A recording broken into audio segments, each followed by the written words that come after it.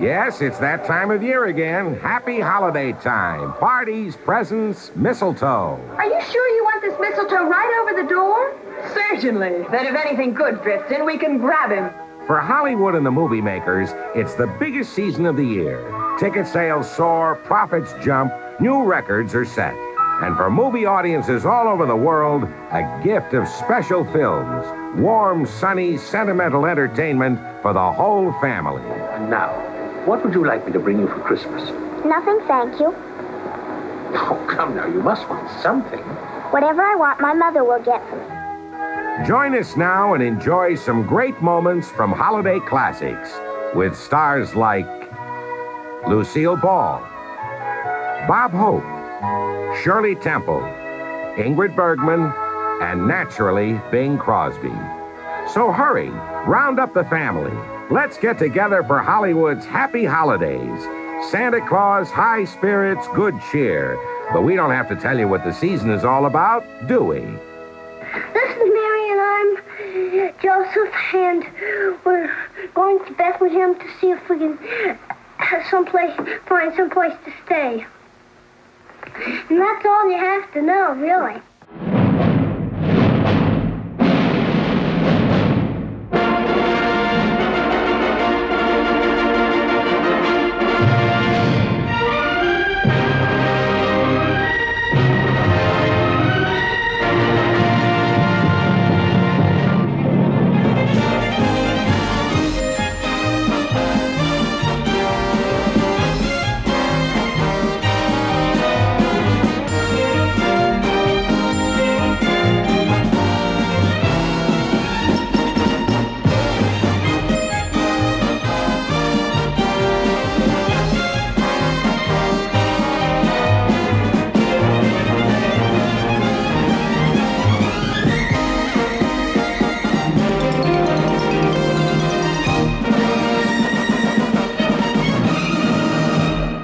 I'm back. The holiday season means different things to each of us. To the movie makers, the holidays are a box office bonanza, the biggest celluloid season of the year. To the audience, it means movies the whole family can enjoy, like Miracle on 34th Street, a perennial favorite. Edmund Gwenn won an Oscar for his portrayal of the man who claimed he really was Kris Kringle. Go right ahead. Well, here's a list of toys that we have to push, things that we're overstocked on. Now, you'll find that a great many children will be undecided as to what they want for Christmas. When that happens, you immediately suggest one of these items. You understand? I certainly do. The kids, of course, believe in him, especially this little girl sitting on Maureen O'Hara's lap. Recognize her? She's 8-year-old Natalie Wood. But I've got a feeling he is Santa Claus, Mother. Some people don't believe that. That's why they're having But this. he's so kind and nice and jolly. He's not like anyone else. He must be Santa. When Santa Claus is put on trial, writer-director George Seaton used a unique and official way of saving him and won himself an Oscar for his efforts.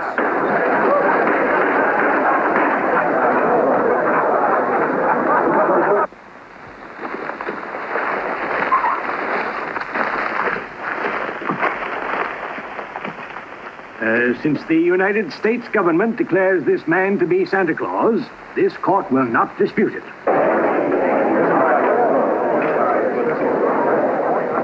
Thank you so much, Your Honor, and a very Merry Christmas to you. Thank you, Mr. Kringle. To cash in on the public hunger for good family entertainment, holiday movies run the gamut from comedies to musicals to classics. Charles Dickens' A Christmas Carol is the classic of its kind, made into 12 movies, the most recent being this musical version called Scrooge, with Albert Finney as the old miser who's turned into a tower of generosity and goodwill.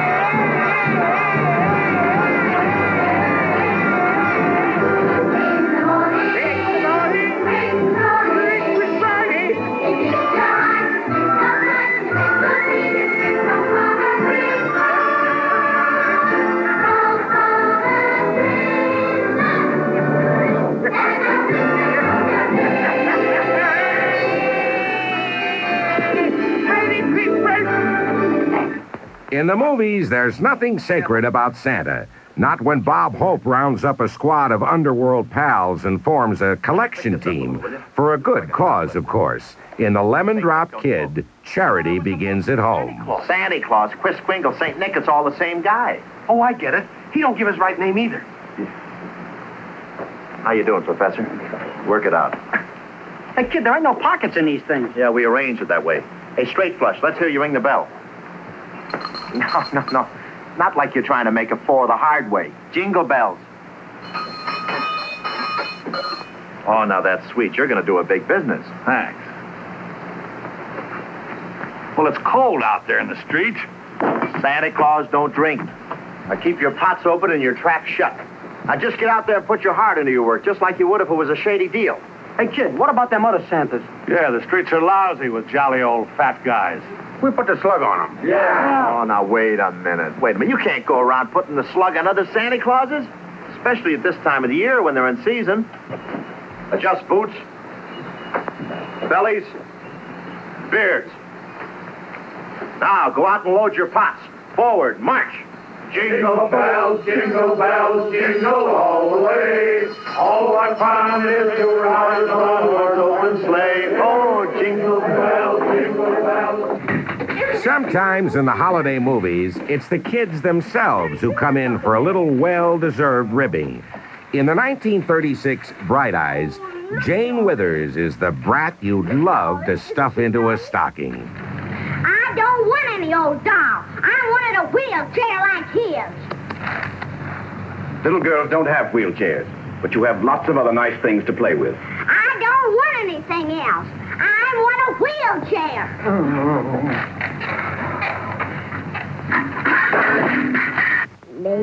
This is more like it. Shirley Temple.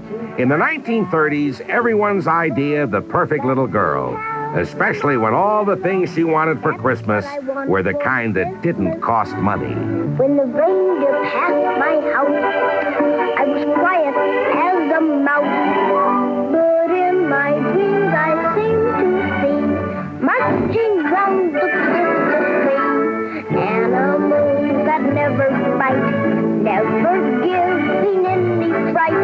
Soldier boys who never fight. That's what I want for Christmas.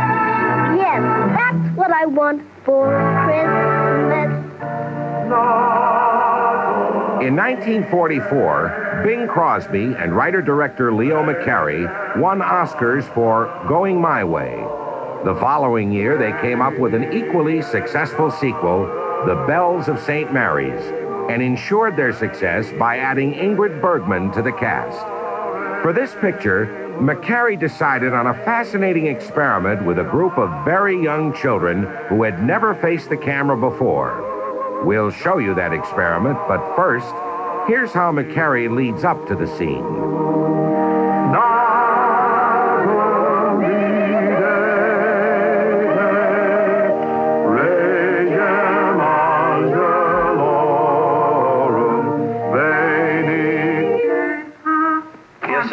I'm sorry, Father, but you're disturbing us. Disturbing who? We're rehearsing a play, and the children can't keep their minds on what they're doing. It's the first grade, you know, and they're easily distracted. You mean we're making too much noise? To use your own words, yes, Father. Oh, well, sister, we heard about your play, and we prepared a little surprise for you. You know, you can't have a Christmas play without Holy Night or a Dusty Fidelis. Oh, yes. You mean there's no room in your play for Holy? Not in our play, Father. What? I'd certainly like to see a play like that. Well, would you like to see a rehearsal? Yes, I certainly would. You can Stay here and practice a while. I'm going to check into this. For his nativity scene, McCarey told his band of young amateurs the story of the birth of Jesus, and then let them do it their way. No script. Watch.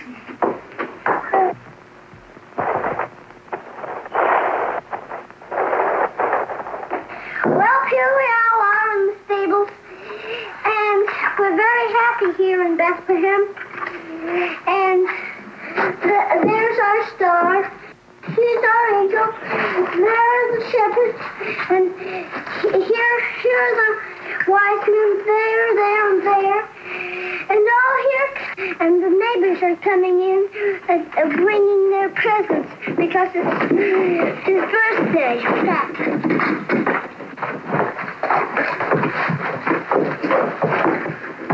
Thank you. You make Mary and I very happy.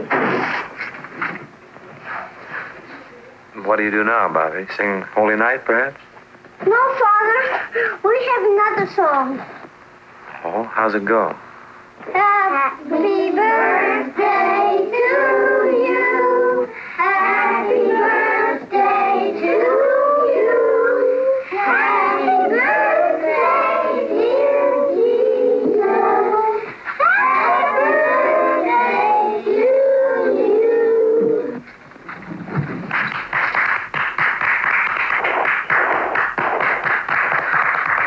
Now stay with us. In a moment, we'll return with Lucille Ball and more of Hollywood's Happy Holidays.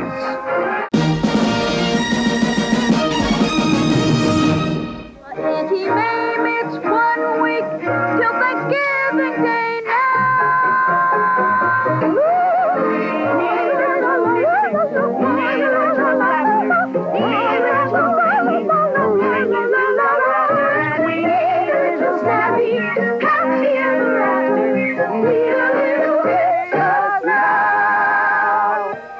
Not everyone remembers to buy a tree in time, but if you choose to get one in this fashion, better keep an eye peeled for the cops.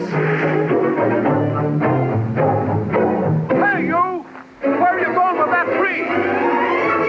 In the 1947 musical Mother Wore Tights, Dan Daly is the vaudevillian who forgot, but with a little fancy footwork, managed to bring home the tree.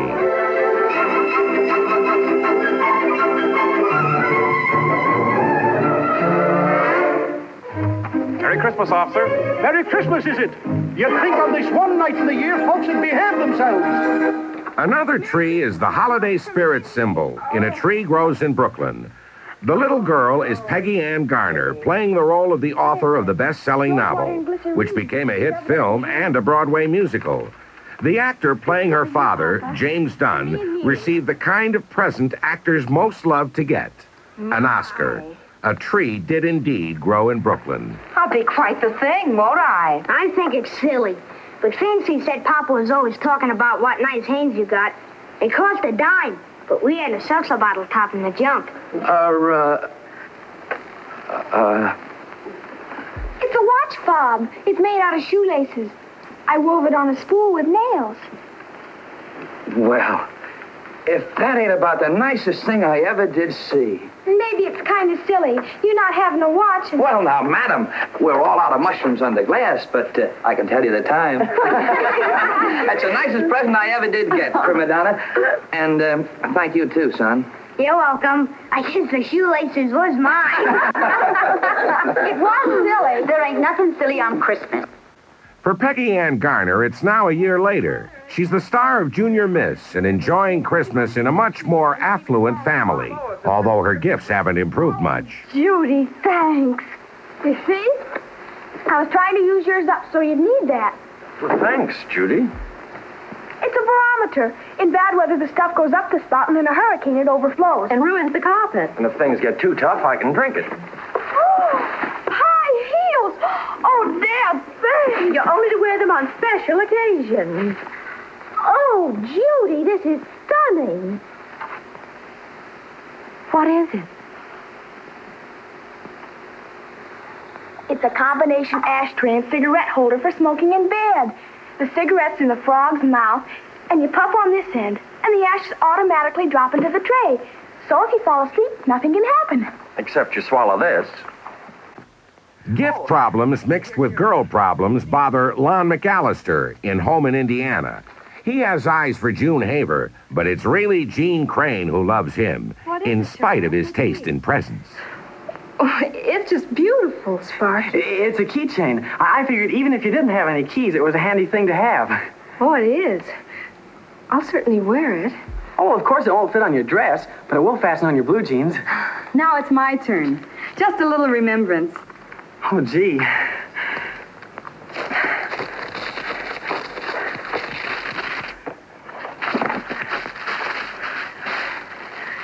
Oh, gosh.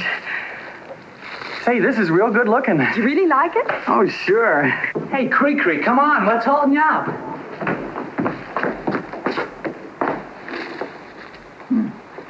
Welcome to the club. She must buy them wholesale.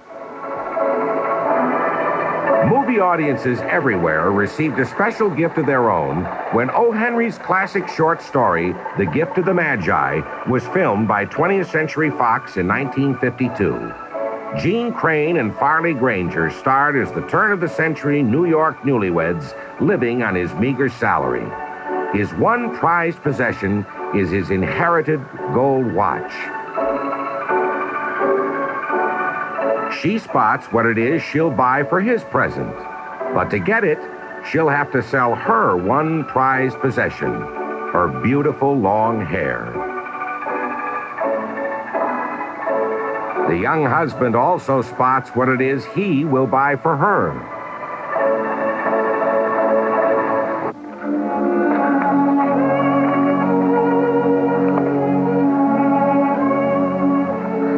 My hair grows so fast, Jim. By spring, I can wear them.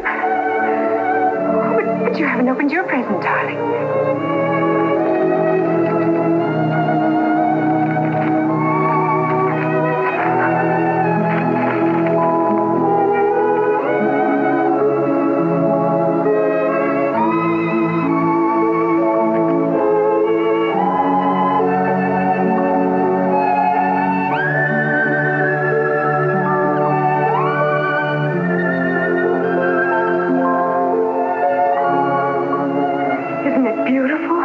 To look at your watch 100 times a day now.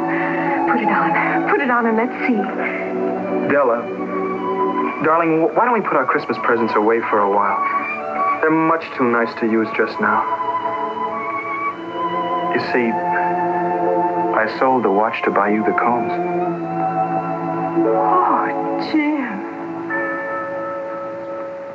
This is the kind of sentimental stuff good holiday movies are made of.